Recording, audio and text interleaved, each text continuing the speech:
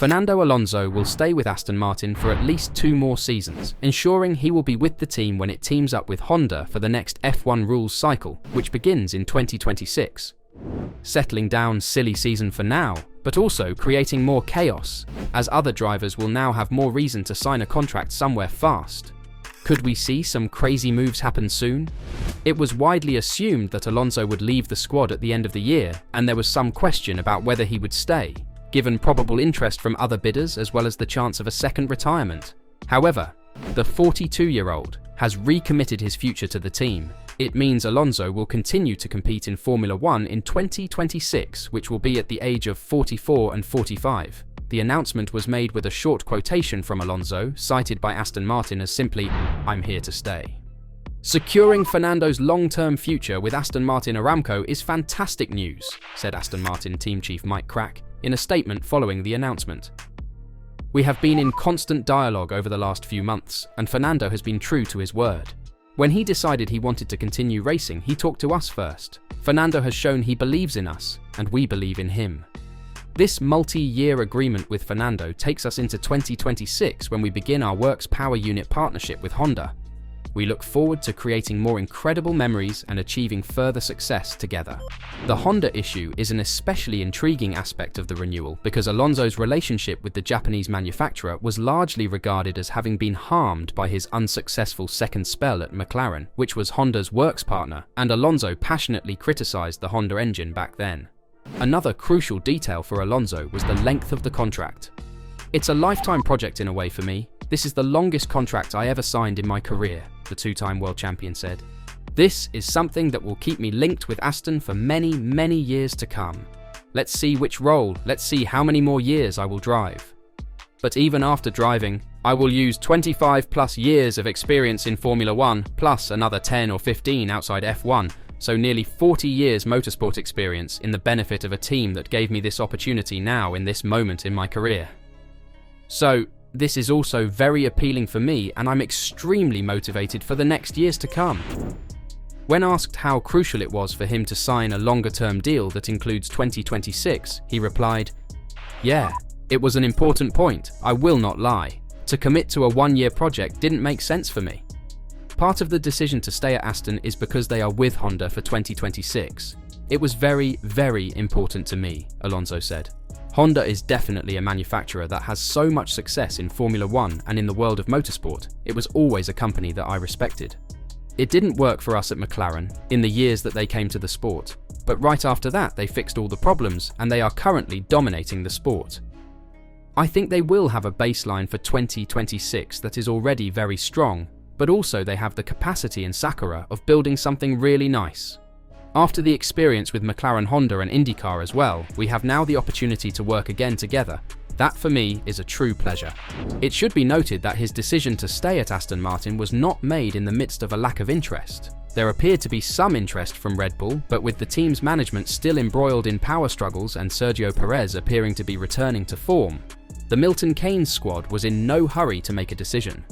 Andrea Kimi Antonelli appears to be Mercedes' man for the future, so whomever the Silver Arrows sign for 2025 in case the young Italian need more cooking time is expected to join as a stopgap.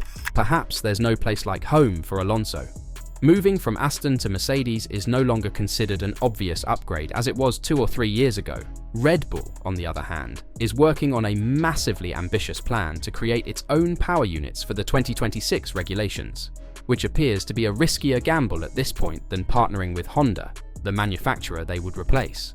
At last month's Saudi Arabian Grand Prix, Alonso pledged to take matters into his own hands and not let other drivers in the 2025 driver market determine his fate. He has fulfilled his commitment by being the first free agent to put his cards on the table. Was this the best decision for Alonso, or should he have gone to Red Bull or even Mercedes? And what does that mean for silly season? Where could the other drivers move to? To start silly season off again, everyone is waiting to see what Max Verstappen will do. And while Mercedes is also not in a rush, the transfer market is in slow motion.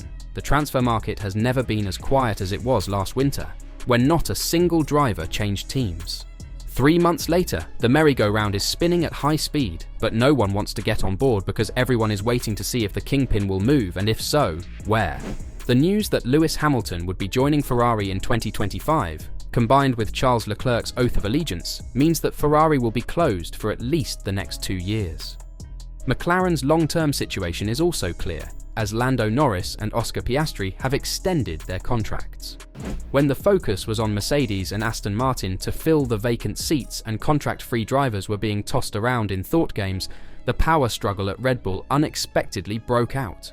Max Verstappen's contract until 2028 suddenly no longer seemed to be set in stone, and the world champion is on the market.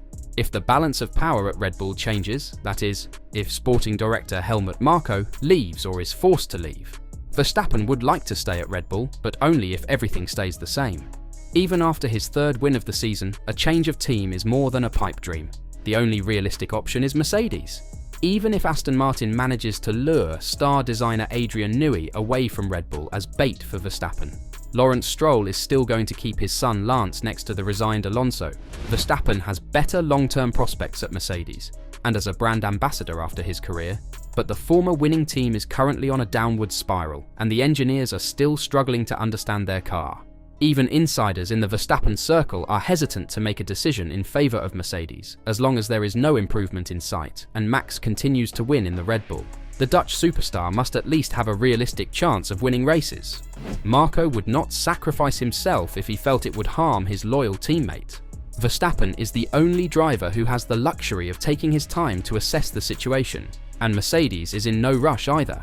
As long as there is a small chance of landing the fastest driver of our time, Toto Wolff will wait for the world champion, even if it means missing out on the other options of Fernando Alonso and Carlos Sainz. The salary that Verstappen will cost has allegedly already been approved internally, and the current world champion is said to be more expensive than Hamilton is to Ferrari. But Mercedes still have their own youngster destined for a big future, Andrea Kimi Antonelli. The young Italian will soon begin his Formula One development program. The first assignment is a test in the 2021 Mercedes at the Red Bull Ring. "We want to give him the opportunity to get used to Formula One in a good car before we put him in the 2022 Mercedes," says Wolff. Audi is pushing for a decision on Sainz. The ultimatum is set to expire the week after next.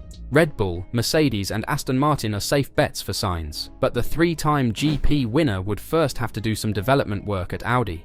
Alonso was aware that Sainz is just around the corner, and the Melbourne winner's current form has reintroduced him to the attention of some teams that may not have had him on their radar 2 months before. Perhaps that's why Alonso signed so early. Sainz is at the top of the list at Ingolstadt, but he is only in the middle at the other centres. Team boss Andreas Seidel would certainly have alternatives if Sainz decided to keep on looking, as Nico Hülkenberg is considered the favourite and already has a reliable name in the stable. If Sergio Perez loses his seat at Red Bull, Alpine drivers Pierre Gasly and Esteban Ocon would flee immediately if they could. Alpine is considered the first takeover candidate in the field. Alexander Albon is nailed down at Williams until the end of 2025. Yuki Tsunoda must also be on Audi's radar in its current form. What are you expecting to happen? Will it all simmer down now that Aston Martin has retained Alonso? Will we see Sainz just make a switch to Mercedes and Red Bull keep on Perez for another year? Let us know your thoughts in the comments below.